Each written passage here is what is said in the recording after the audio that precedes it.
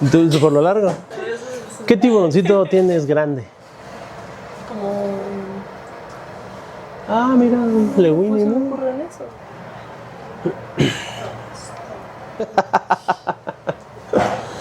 Ya, ¿no?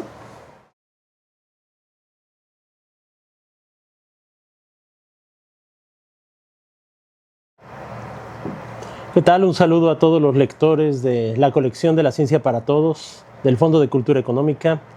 Ellos me han pedido pues que les platique un poco sobre este libro que ganó el Premio Internacional de Divulgación de la Ciencia de Ruy Pérez Tamayo, Tiburones supervivientes en el tiempo.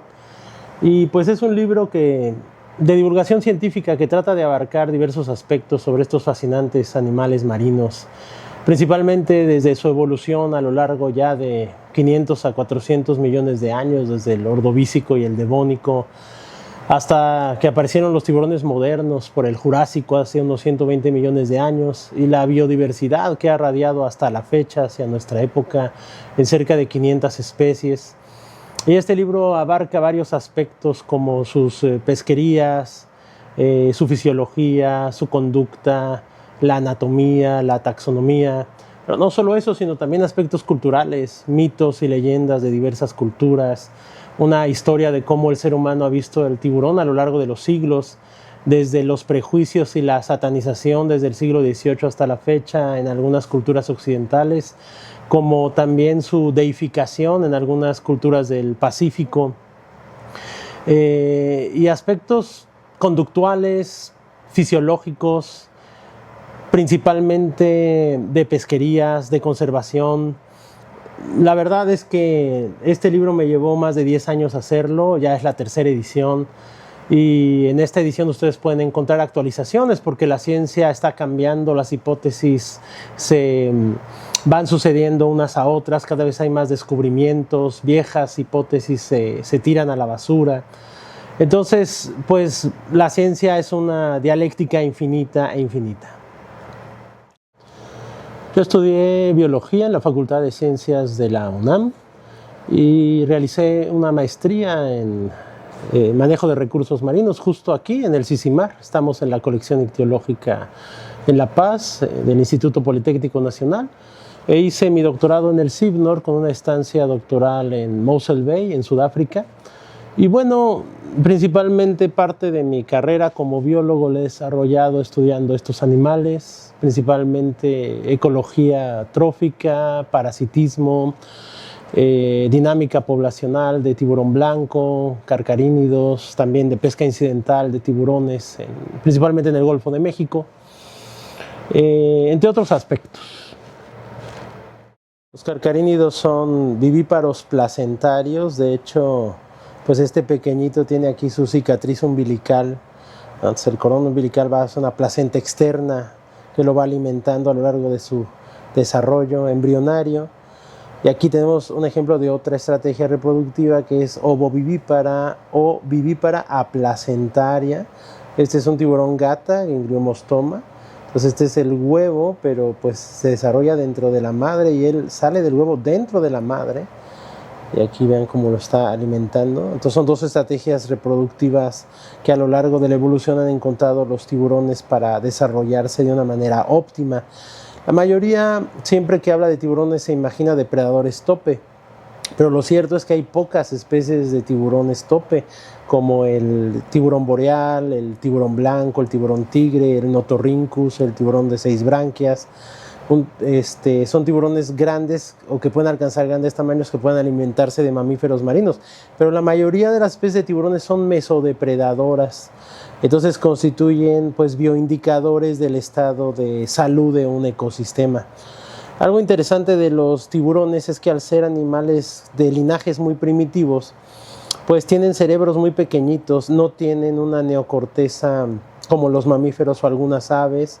Sus cerebros son sumamente primitivos y sin embargo exhiben estrategias y conductas racionales de caza muy interesantes, lo que indica la plasticidad de entendimiento y aprendizaje en el reino animal. Aquí tenemos algún ejemplo de la biodiversidad que tienen estos asombrosos animales. Pues es un pequeño carcarínido que casi todos piensan, hablando de tiburones, en esta forma de la gran familia de tiburones requiem. Este es un chiquilín recién nacido, casi no tiene dientito. Los tiburones tienen filas de dientes dependiendo la especie y las familias, de 3, 4 hasta 7 especies de dientes muy afilados. Son animales bien, pues detectan todo lo que hay en su ambiente. Entre los dos ojos tienen un oído que puede detectar pues ondas de baja frecuencia. Por supuesto que el sentido del gusto lo tienen desarrollado no solo en la lengua basial, sino en pupilas gustativas que están alrededor de la boca y cerca de las narinas. Por supuesto se le conoció durante siglos como perros de mar por el gran olfato. Estas son las narinas.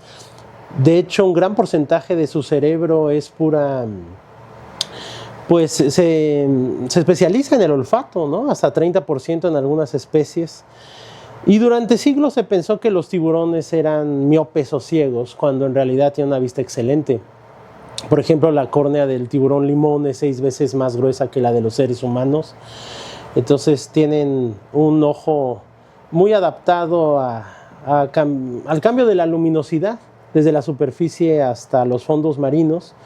Pero tienen dos sentidos muy especiales, que son la magnoterrecepción y la electrorecepción.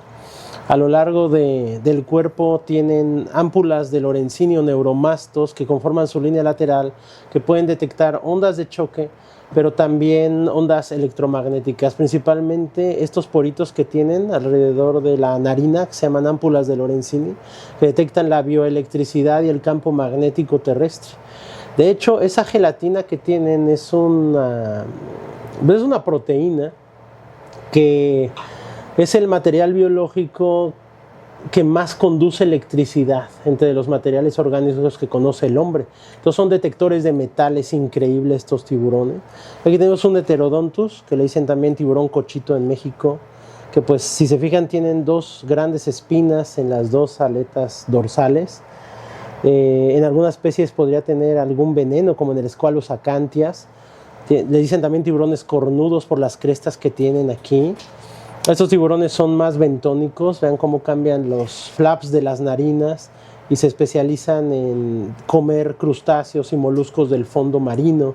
Y es interesante porque los carcarínidos son principalmente vivíparos, dan a luz a sus crías, mientras que los Heterodontus son ovíparos. Este es un huevo de Heterodontus.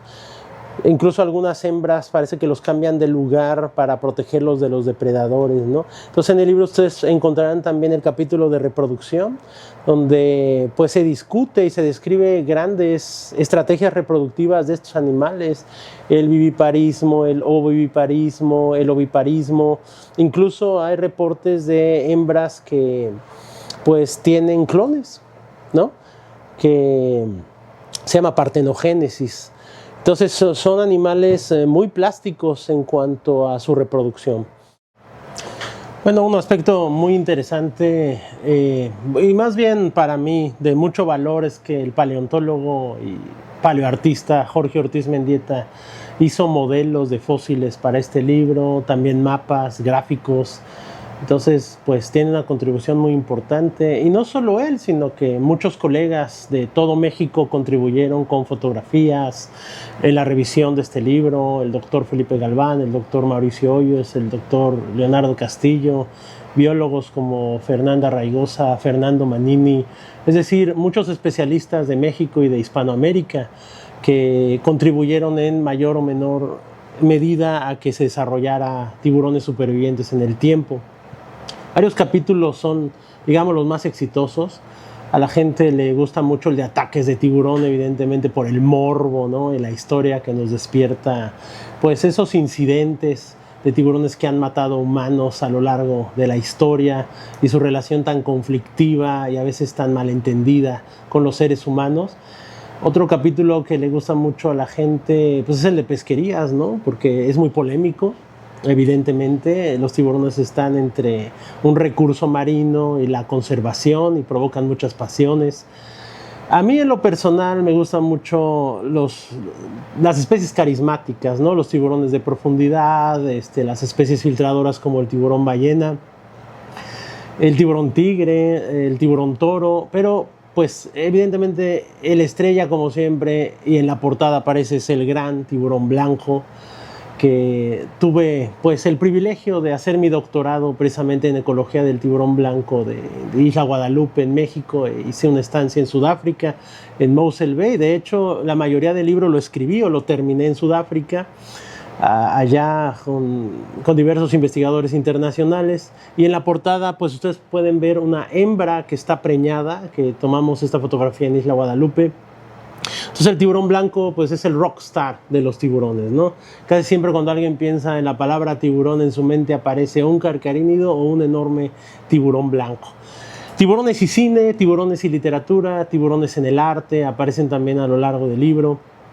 Entonces pues yo invito sobre todo a los más jóvenes, ¿no? A que pues interactúen en el concurso de leer la ciencia para todos, y que puedan leer los libros de otros colegas hispanoamericanos y mexicanos de la ciencia para todos, que es un gran esfuerzo de divulgación científica. Y por supuesto, el primero que lean es Tiburones supervivientes en el tiempo.